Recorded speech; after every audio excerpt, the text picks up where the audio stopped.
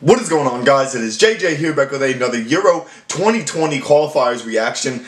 We're going to talk about just the Iceland versus Turkey contest because Iceland in this game picking up another win over Turkey. They did this in World Cup qualifying on the lead up to the World Cup in 2018, and they've done it again for the Euro 2020 qualifiers. They beat Turkey in the group in what was really a sort of weird way to win. Obviously, Iceland getting the first two goals of this contest. Ragnar Sigurdsson from that center back role getting both goals. Got a really good assist on the first one, and then and then scoring the second one about 9 minutes later, giving Iceland the 2-0 lead. Turkey were able to get one back. But there's just a lot of controversy in this whole Euro 2020 qualifier in general. Both of these teams were completely at each other's necks. I feel like there were a ton of fouls. I'll say it that way. Especially from Iceland, I feel like it was a lot of tactical fouls in the second half. Iceland had 18 fouls overall. Turkey still had 14 as well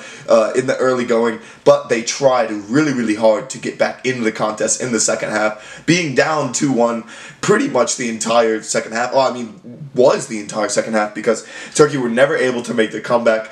But sort of riding the high off the France victory, this Turkish squad just wasn't able to put anything, like they weren't able to put the nice pieces together. Obviously, the Undertaker wasn't playing in this contest as well. Çalhanoğlu was playing still. Yilmaz was playing still. Tufan was still playing. So I mean, they did have a very good squad, but a lot of the players that they brought weren't necessarily the ones that played against France. So I mean, Turkey could take this with a grain of salt. Obviously, riding the high from France, you'd want to continue to play really well, but they dropped just some points. They dropped 3 points here in match day 4 of the Euro 2020 qualifiers to an Iceland team. I feel like that necessarily deserved it. I mean, they had a ton of shots in this contest. They shot better than Turkey did. They shot 16 shots in total, 7 on target compared to Turkey's 3 on target and only 10 shots on goal. I thought Çalhanoğlu was trying to do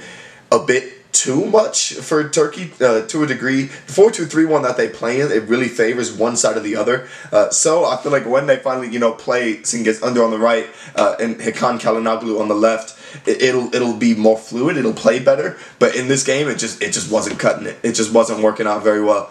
And with that, the 4-4-2 with Gylfi Sigurðsson up front for Iceland is still working. It's still, even, what is it? We're now 3 years removed from Euro 2016 when Iceland, made their appearance on the national stage when they beat England in the round of 16 and continued on and continued making a name for themselves. And they did so as well, I feel like, at the World Cup in 2018. They really good to qualify into that, and then as well playing solid once they got there, because they had a really tough group with Argentina as well and Nigeria, and but this Iceland squad continued to take advantage of their golden generation of players, the likes of Gunnarsson, the likes of both Sigurdssons.